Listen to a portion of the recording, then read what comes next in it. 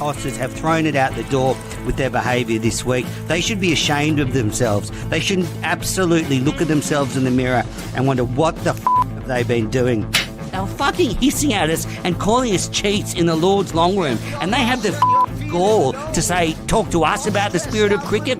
Absolute bullshit. There's a big appeal, it's hit him on the pad, he's out! Lions gone, New South Wales are 9 down! Onto Sydney Road, and it's hit a car! Oh, I think it's hit a car! What a way to bring up your 50! All you want is to leave it all behind. Now there is a simple remedy to stay fit for all eternity.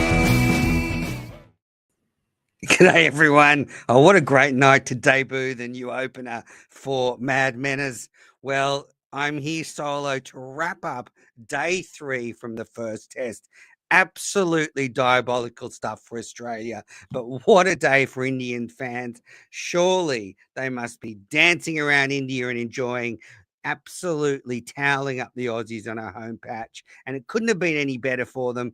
The new king, Jaiswal, with a magnificent 100, then to close the innings out, King Kohli, as if just to make sure no one forgets about him, brings up his 30th test century, his 7th down under, and just drives the nail into the Australian hearts. And then as the shadows were over Optus Stadium in Perth, Australia collapsed under the brunt of Indian pressure, which was so predictable that Australia would lose wickets in that short period up until the break. So unless you're living on Mars, I'm sure you know the scores, but India started day 3, none for 172, and they went through to make 6 declared for 487. So they scored 315 in the day and declared with about half an hour to go, which I thought was very good captaincy, and it paid dividends. They dismissed McSweeney, Cummins, who elevated himself to night watchman, really a true sign of how bad things have got when Cummins felt he had to make a sort of move of desperation after a terrible test match for Pat Cummins. And then Marnus Labuschagne, an embarrassing dismissal. And poor old Marnus, there's a few people already writing the obituaries for his test career. And if I was Josh Inglis, I'd be in the nets facing a few red balls, because most likely you'll be playing in the next test match. Wow, what a day, full of action, but dominated by Indian batting. They wore Australian down, they wore us down, and then they just put the foot down at the end, and we were shell-shocked. I mean, this team was shell-shocked.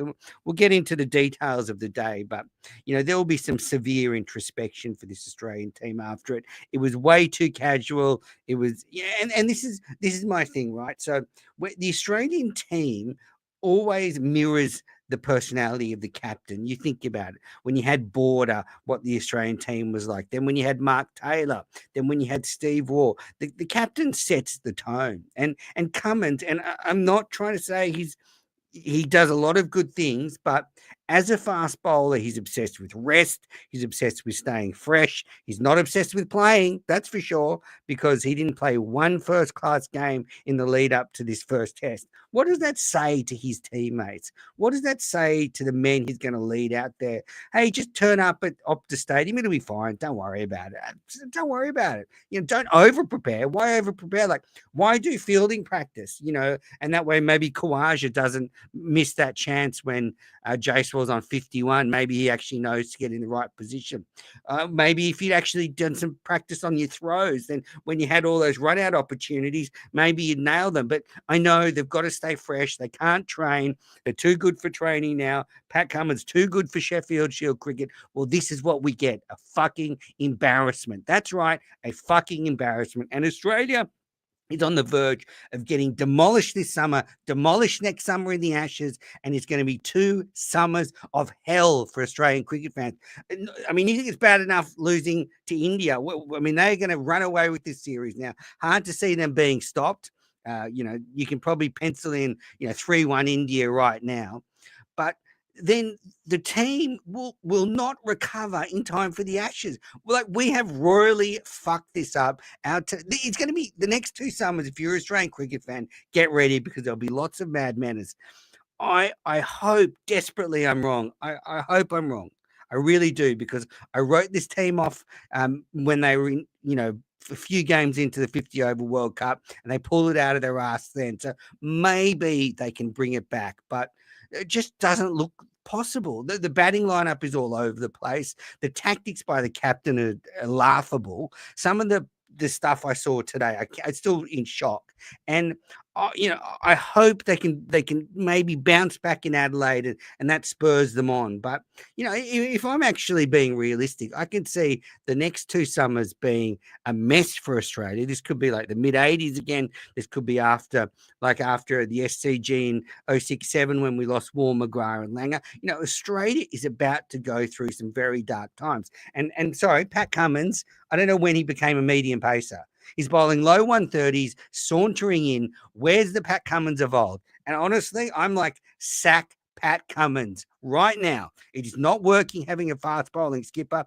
As I said, he's too obsessed with rest and being fit at the end of the test series. I don't give a fuck if you're fit at the 7th test of this run. If we keep losing them all, it won't matter. So we should be raring to go when this we should be like a bull at the friggin' gate for this first test. We're at home, we're Australia, and instead we're all just launching books and swanning around the country doing whatever, going to Coldplay concerts.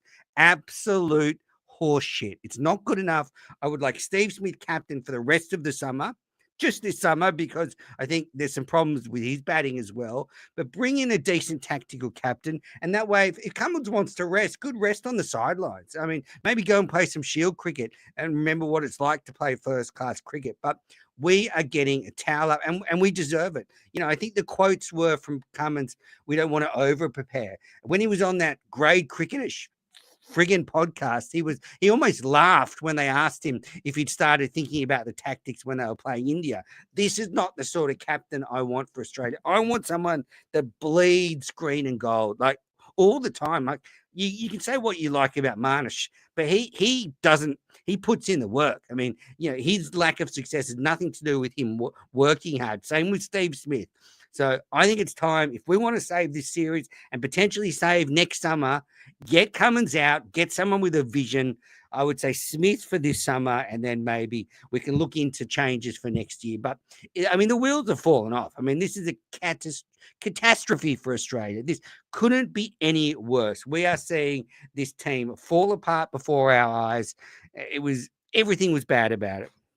I mean, we'll go into some other things, but one thing that I just have to get off my chest, I can't stand this friggin' thing where they've started with Mitch Marsh after lunch 3 times in this test.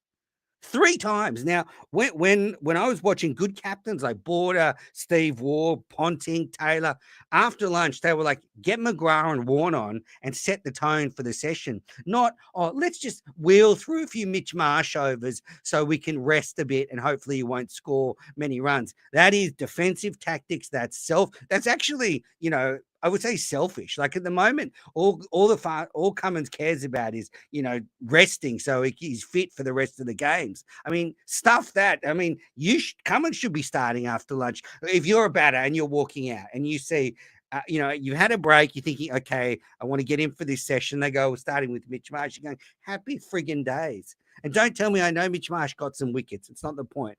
The point is it's a mental thing. It's a mental thing. And that's the way they're thinking, defensive, shitty tactics. And we're getting embarrassed. We are getting embarrassed at home, and we deserve it. We absolutely deserve it.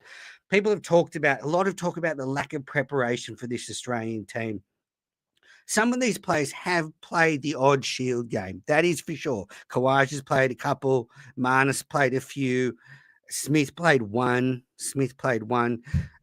Head and Mitch Marsh played 1 or 2 each before they went on paternity leave. So it's not like they haven't played any cricket, but there hasn't been the intensity there. Stark played 1, Hazelwood played 1, Cummins played 0, Lyon played a few.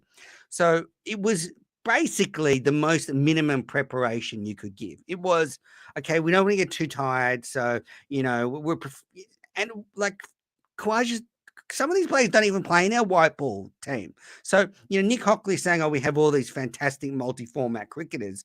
There's also like Khawaja, Labuschagne. There's a number of players that don't play in our white ball team and could have just played a lot of shield cricket to get ready.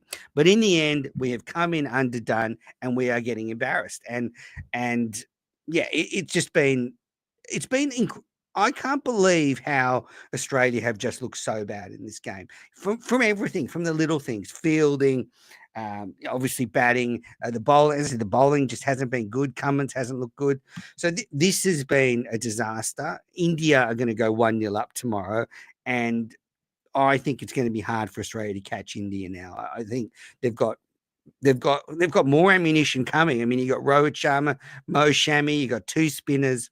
Good luck getting off the canvas with this Indian side. I mean, they're lifting news, rumors of their demise after the New Zealand series were overstated. I said on the preview, I'm wary of this Indian side, and we've seen it. We've seen it in this first test.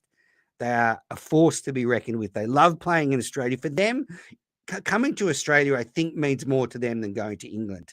So for them coming here is like a dream. They want to smash us at home, and I think they're about to do it. So let's get into the details of today. Firstly, the openers went on to put on 200. So that was the highest ever partnership by an Indian pair visiting Australia. They went past Sunny Gavaskar and Shrikant's record. I think it was 191.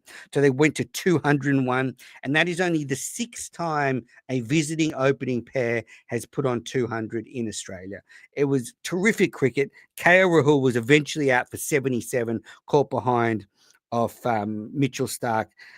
Terrific innings from Rahul. I've watched him his whole career because actually I used to work a lot with Barry Knight, a former England coach, and he actually went over to India a long time ago, probably 15 years ago, and coached KL Rahul. So I've always watched KL Rahul from a young age, and he's a very organized player. And he partnered with Jaiswal, and it was perfect. You have Jaiswal, this exciting, dashing left-hander, and Rahul just turning the strike over, playing conventional cricket, 77 off 176 deliveries. He was the next to go. Padikkal then partnered with Jaiswal, and they got through to the lunch break. But before that, Jaiswal brought up his test century, his first in Australia, his 4th in test cricket. He did it by uppercutting the ball for 6 over the slips. Audacious shot. And they were talking about, and it's true, a lot of great batters announce themselves in Australia, and Jaiswal has announced himself, much like Tendulkar did against Australia way back in the early 90s, or Lara did at the SCG when he made 277. I was lucky enough to be at the SCG when Lara made that 100. I also saw Tendulkar make 100 on that same tour at the SCG. And I wonder if Jaiswal's done the same thing. He's announced himself onto the world. And what I liked about it is he dug in after that, and he went on to make 161. I think every time he's made a test century, he's gone past the 150. In fact, 161 is his lowest score when going past 100. And that sort of insatiable hunger, that's sort of fuel that drives a cricket team. Boy, that's fantastic stuff. The fact that he kept going. So that Padikkal and Jaiswal went to lunch. Just India dominated the first session. Then straight after the lunch break, Padikkal was out. First ball caught by Stephen Smith in slips for 25. That was off the bowling of Hazelwood. That had India 2 for 275. Then Jaiswal, when the score was 313, he just hit one straight to gully off Mitch Marsh. Just making fun of Mitch Marsh's bowling, but again, I stand by everything I said. He hit one straight to Smith on 161 and ended a terrific innings. But at that stage, the game was gone. India were 3 for 313. I don't think Australia's going to make 150 in this inning. So, India could have declared at lunchtime on today, and they would easily have won the game. In fact, they probably could have had 2 days off the way that we're batting. So Jaiswal goes. Then It was a quick fight back. Australia took 3 for 8. So Rishabh Pant came out, and I like him. He's just like, we're on top. I'm going to smack these guys all around. And he tried to, and he got stumped offline. I wouldn't say it was the smartest batting by Richard, but also who cares? I mean, he had an IPL auction to think about. His team was far in front. Save your runs for a situation when the team really needs it. So he went for 1, and then Jarrell was out LBW to Cummins for 1. Very lucky.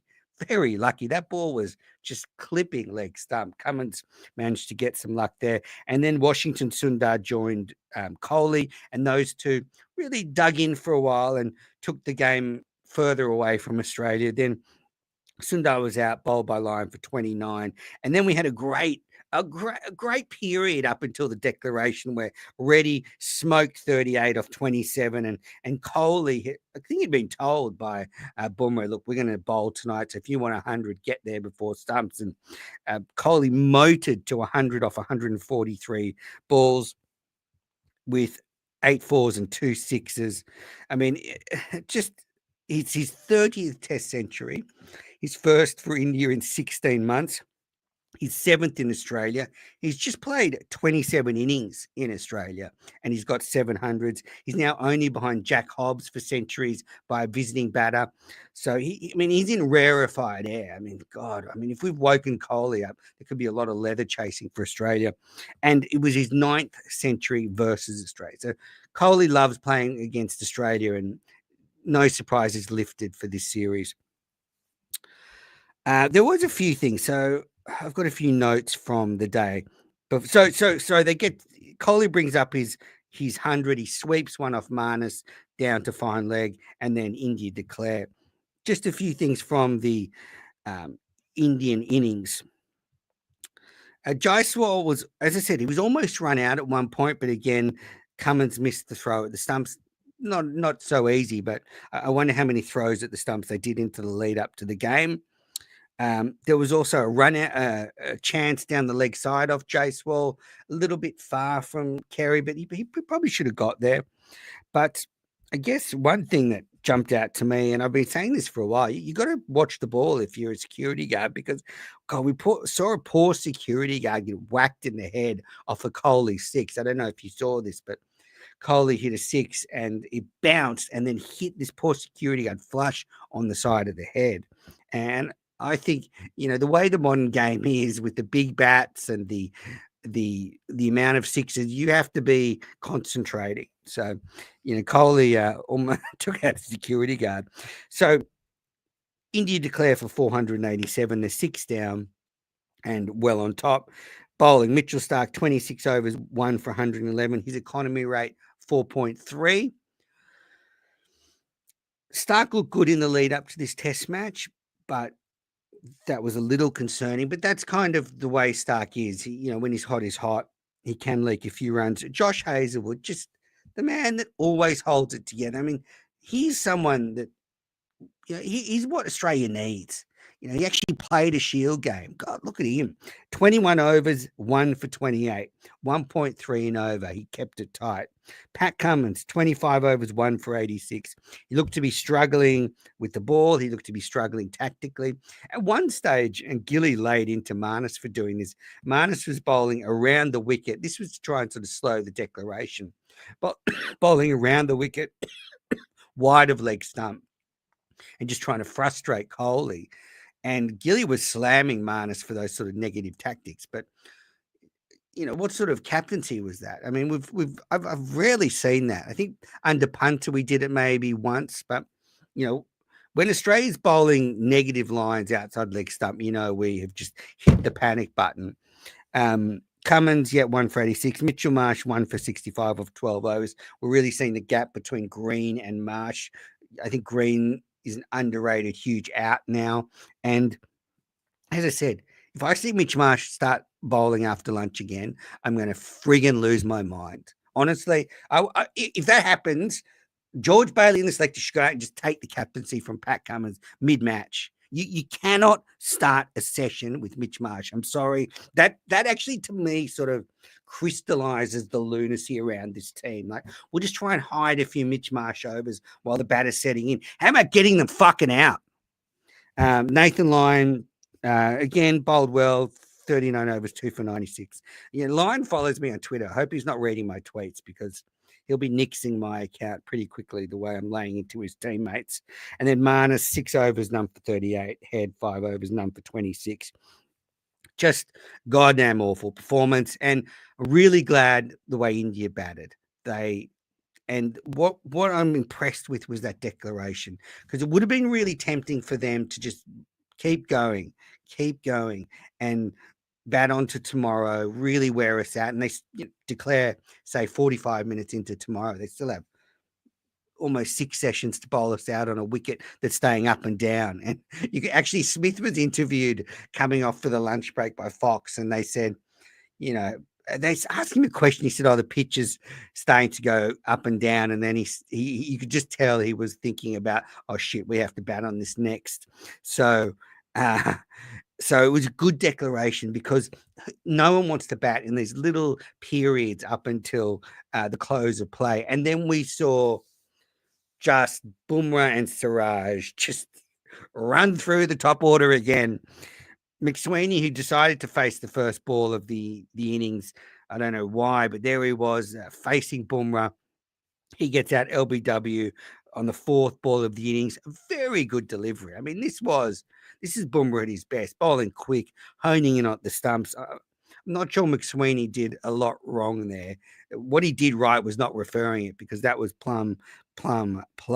And geez, what a baptism of fire Nathan McSweeney's had. I still like the guy. I still think he can do well opening the batting for Australia. That was a serious delivery, swung in at high pace. Not sure what you can do. Maybe hang back a bit. Even then, that might not do anything. Then, and this is where you can see things are spiraling for the Aussies, because Pat Cummins came out as night watchman, and I think there was like 15 minutes to go before stumps, maybe a bit more. It was a long way from stumps, and I was very surprised to see him going out there. But that was like Captain Pat taking on the responsibility. Like, I'm going to friggin' do it, and he didn't do it. Yeah, he was out, caught by Kohli at second slip for 2 off Siraj. So that had Australia 2 for 9 after 3.1 overs. And that brought Marnus to the crease. And then in the last over of the day, Bumrah trapped Marnus, shouldering arms. He shouldered his arms. I don't know why he shouldered his arms, because Bumrah, all he does is bring it back into the stumps. I don't understand what Marnus is doing.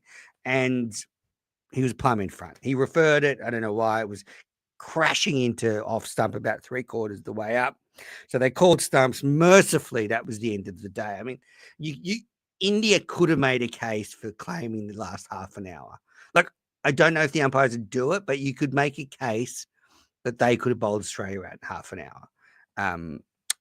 They should have asked anyway, just to see, right? Because the way Bumrah was going, I mean, in the half an hour, Australia could have been all out. So Australia have crashed to 3 for 12. They need another 522 runs to win the match. You can forget that one. Saving it. I mean, they're not going to save the match. India are going to go 1-0 up, so that is gone. I mean, unless some freak weather comes in and it rains out the next 2 days. I mean, this is all over for Australia. Dunsky, done. But they could potentially salvage some pride. I mean, I'm telling you, the knives are going to be out. This Australian cricket team is going to cop it. He's going to cop it now. I mean, I can't remember a worse start to the Australian summer. I'm trying to go back, and people have sent to me some stuff from the mid-'80s. I don't remember them. Thankfully, I was too young for those matches. But this might be the worst ever start to an Australian home summer. And it all started with the team, I think, not going to Perth for that final ODI. I think that sort of just sums up this Aussie culture at the moment. Like, some series don't matter, some matches don't matter, warm-ups don't matter, catching practice doesn't matter. Doesn't matter. We're professionals. We play all the time. We need rest. Why train? Why do catching practice? Why practice throwing at the stumps? So Bumrah has the figures of 2 for 1. Siraj has the figures of 1 for 7. So there is pride on the line. I mean, Khawaja, Smith, Head, Marsh, they all need runs. So I don't think they're going to make many tomorrow, but they bloody better get stuck in because there are going to be changes to this Australian side in the next test. There is absolutely no way they can take the same top 6 into the next test. Maybe they have to rest Marnus for a little while. Inglis has to come in. He's been in form, made 2 Shield centuries, an aggressive player. I'd bring in Inglis for sure. Maybe Marnus goes out, Smith goes up to 3. I'd be happy with that. But like Australian cricket's going to hit the panic button. Like this, it's on now because the problem is there's not much behind this lot. There's not much behind this current crop. And as I said, we've got England coming next summer. No time for a rebuild. So you want to bring a Sam Constas in. Okay, buddy, you better perform in the Ashes. That's what you're saying because the urn is on the line. I mean, this is disaster for Australia. And people have heard me say this a lot, but I think the McDonald Cummins era has this aura of sort of just it's a bit flat to me. Like, Justin Langer was too passionate for them. I want some of that friggin' passion in the dressing room. I want people kicking bins. Maybe that shit we saw today won't happen then if you've got someone there to hold you to account. I mean, I heard McDonald. He did the press conference last night. He is rattled. He is absolutely rattled. He did say this team, they stay pretty even. They don't go 2 up or 2 down. I don't know how much I believe that. It'd be pretty hard to stay up after the shellacking they've got in this game, but maybe they can come back at Adelaide and get their foot in the series. I don't think it'll be enough, but maybe there's something there. But this current crop, there's going to be big changes. And I would say, a lot of this top 6 is on notice, and that's scary. So anyway, at the end of day 3, India are on the verge of just a famous victory. I mean, this is going to be written up in the stories for years to come. India comes to Australia after being embarrassed at home to New Zealand. As I said, their obituary had been written, but pundits had written them off. All the pundits had said, Australia are going to smash India. And all of them said Australia are going to smash India at Optus Stadium. Like, India are going to start badly. And then Jaiswal, comes from a tent to Optus Stadium and scores 161. Kohli, who many people after his first innings dismissal thought he's done. I mean, I thought his footwork was all over the place in the first innings, made his 30th test century. Bumrah, anointed captain while Sharma brings a new baby into the world, watches his wife. Bumrah, fast bowling captain, just delivered. He's just leading from the front. So I don't think fast bowlers should be captains for a long time. I think you can do it for 1 or 2 games, but you can't do it for an extended period. And we're seeing it fall apart with Cummins. So anyway, that's my wrap of day 3 from Optus Stadium. Thanks, everybody, for tuning in to Cricket Unfiltered. So remember, rate and review the show wherever you're watching, whether you're watching on YouTube, whether you're listening on the podcast apps. Please rate and review the show. We will be doing podcasts after every day of the cricket in this series. I will be at the Adelaide Test and the Sydney Test matches, so I'll be reporting from probably outside the grounds. After play, I'll be recording the wrap-ups there. So huge series. India should be jubilant because this has been a champagne performance by India. They've come here, they've put Australia on the back foot, and they are storming towards a 1-0 lead. Thanks, everybody, and I'll be back soon. Oh, got a super chat. I'm not going before I answer this super chat. 37-year-old Khawaja playing his 74th test, giving the opening strike to McSweeney was such a cowardly act. He should have led from the front. I actually heard another pundit say that Nathan McSweeney shouldn't have been made to face the first ball. I agree to a certain extent, but I also think you got to take it on. Like if I'm a coach and McSweeney says I'm happy to face the first ball, then let him do it. I mean, yeah. Shubman say I've read your super chat. So I think that's the first super chat I've ever got. All right. Thanks everybody. Thanks for the super chat. It was great to be with you all, and I'll be back after day 4.